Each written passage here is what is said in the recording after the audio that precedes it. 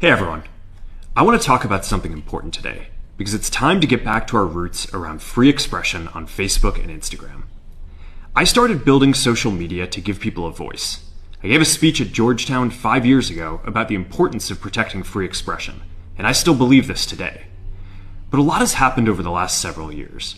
There's been widespread debate about potential harms from online content.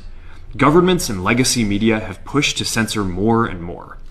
A lot of this is clearly political, but there's also a lot of legitimately bad stuff out there. Drugs, terrorism, child exploitation. These are things that we take very seriously, and I want to make sure that we handle responsibly. So we built a lot of complex systems to moderate content. But the problem with complex systems is they make mistakes. Even if they accidentally censor just 1% of posts, that's millions of people.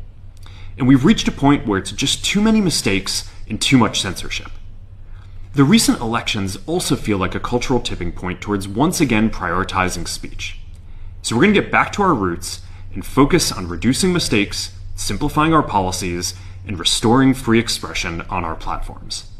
More specifically, here's what we're going to do.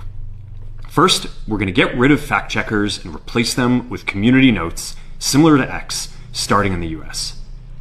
After Trump first got elected in 2016, the legacy media wrote non-stop about how misinformation was a threat to democracy. We tried in good faith to address those concerns without becoming the arbiters of truth. But the fact checkers have just been too politically biased and have destroyed more trust than they've created, especially in the US. So over the next couple of months, we're going to phase in a more comprehensive community notes system. Second, we're going to simplify our content policies and get rid of a bunch of restrictions on topics like immigration and gender that are just out of touch with mainstream discourse. What started as a movement to be more inclusive has increasingly been used to shut down opinions and shut out people with different ideas, and it's gone too far. So I want to make sure that people can share their beliefs and experiences on our platforms. Third, we're changing how we enforce our policies to reduce the mistakes that account for the vast majority of censorship on our platforms. We used to have filters that scanned for any policy violation. Now, we're going to focus those filters on tackling illegal and high-severity violations.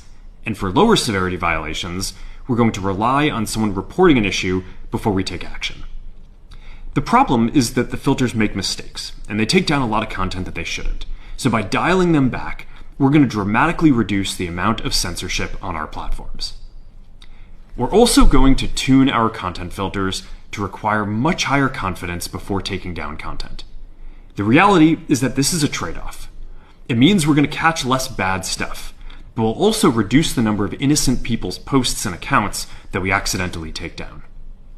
Fourth, we're bringing back civic content. For a while, the community asked to see less politics because it was making people stressed. So we stopped recommending these posts. But it feels like we're in a new era now, and we're starting to get feedback that people want to see this content again. So we're going to start phasing this back into Facebook, Instagram, and Threads while working to keep the communities friendly and positive. Fifth, we're going to move our trust and safety and content moderation teams out of California, and our US-based content review is going to be based in Texas. As we work to promote free expression, I think that it will help us build trust to do this work in places where there is less concern about the bias of our teams. Finally, we're going to work with President Trump to push back on governments around the world that are going after American companies and pushing to censor more. The US has the strongest constitutional protections for free expression in the world. Europe has an ever-increasing number of laws institutionalizing censorship and making it difficult to build anything innovative there. Latin American countries have secret courts that can order companies to quietly take things down. China has censored our apps from even working in the country. The only way that we can push back on this global trend is with the support of the US government. And that's why it's been so difficult over the past 4 years when even the US government has pushed for censorship. By going after us and other American companies, it has emboldened other governments to go even further. But now we have the opportunity to restore free expression, and I am excited to take it. It'll take time to get this right, and these are complex systems. They're never going to be perfect. There's also a lot of illegal stuff that we still need to work very hard to remove. But the bottom line is that after years of having our content moderation work focus primarily on removing content, it is time to focus on reducing mistakes, simplifying our systems, and getting back to our roots about giving people voice. I'm looking forward to this next chapter. Stay good out there, and more to come.